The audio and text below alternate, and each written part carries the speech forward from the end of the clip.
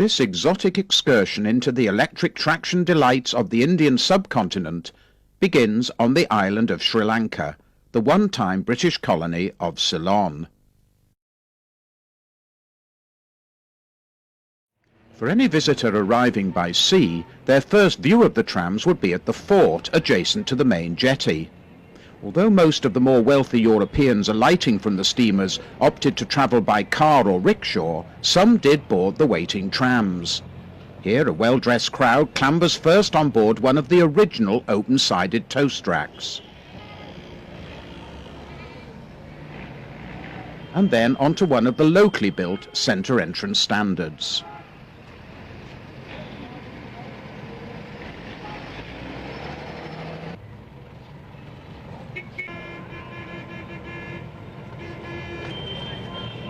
These sequences show the locally built standards modernised in the late 30s with centre entrances.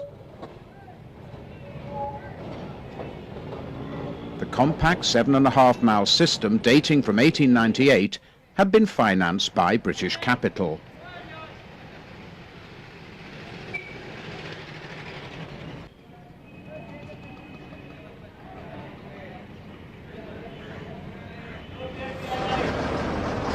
Owned and operated originally by the Colombo Electric Tramway and Lighting Company, the system had been passed into municipal control in 1944.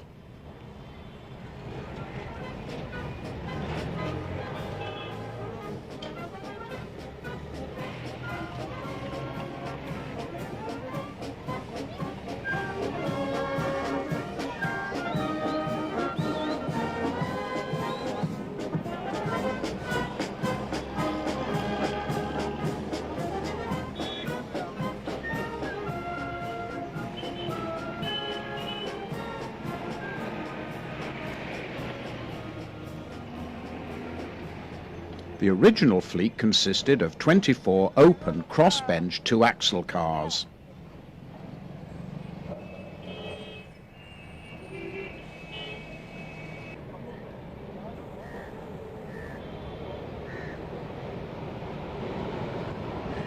Number 7 was one of the original 1898 crossbench cars, but in rebuilt form.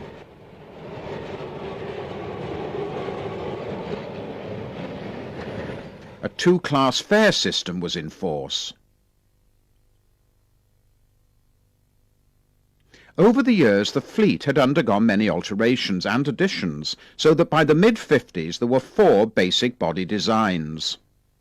The oldest were the 1898 cars, which after 1943 were progressively modernised with new sheet metal bodies.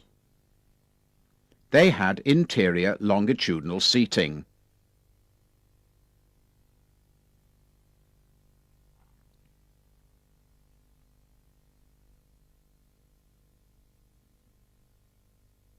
The locally built standards dated from 1913 onwards. These had been rebuilt in the late 30s with centre entrances and 2-and-2 seating. There was also a more modern-looking standard. A few of these had rear as opposed to centre entrances.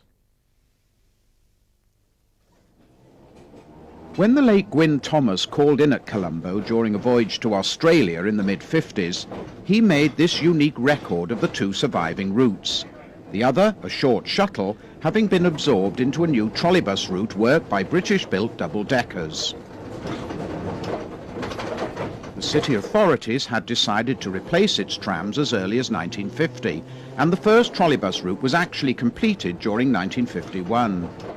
However, following a lengthy dispute with the electricity industry, the first conversion did not take place until July 1953.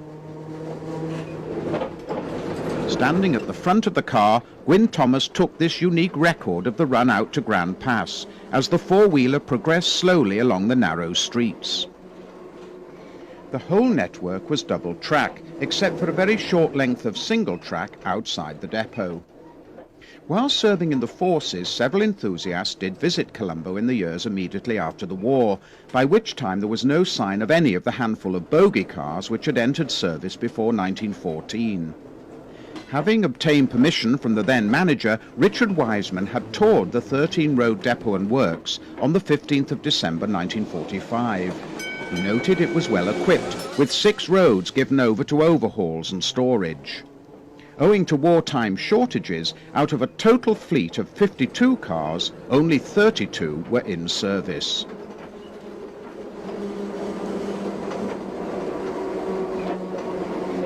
Approaching Armour Street, served by a mile-long shuttle route until replaced by trolleybuses in July 1953. At the junction, a glimpse of an ex-LT single-decker and one of the early double-decker trolleybuses, the first 35 of which were all BUTs.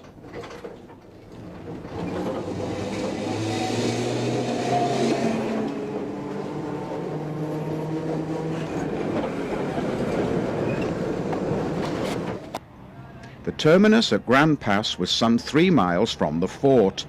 Journey time back to town approximately 30 minutes. In 1945, 9 cars had been required to provide a 5-minute headway.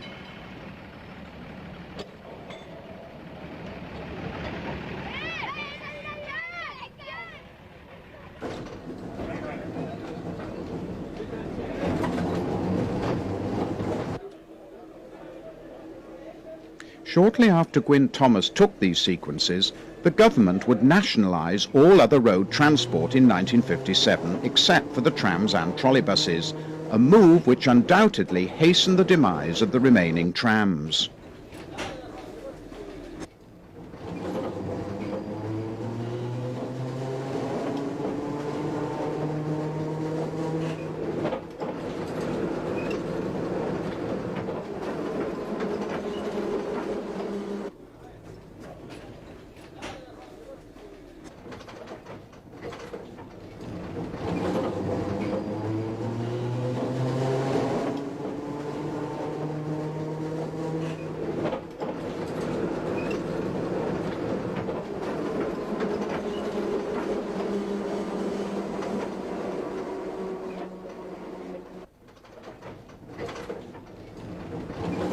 Originally having a mix of controllers, from 1945 onwards most were fitted with DK13s.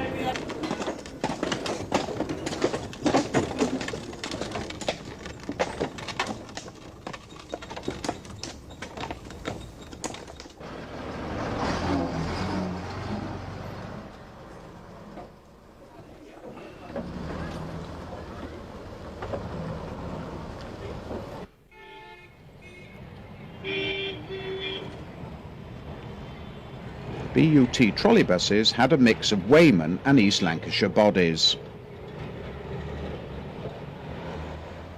The final 2.5 miles of tramway were replaced on the 30th of June 1960 by a fleet of 26 Sunbeam single-deckers with East Lancashire bodies. Sadly, this well-constructed system hardly paid for itself, being replaced as from the 2nd of December 1964 by ex-London Transport RTLs, many of which would remain on the island in ever worsening condition for many years.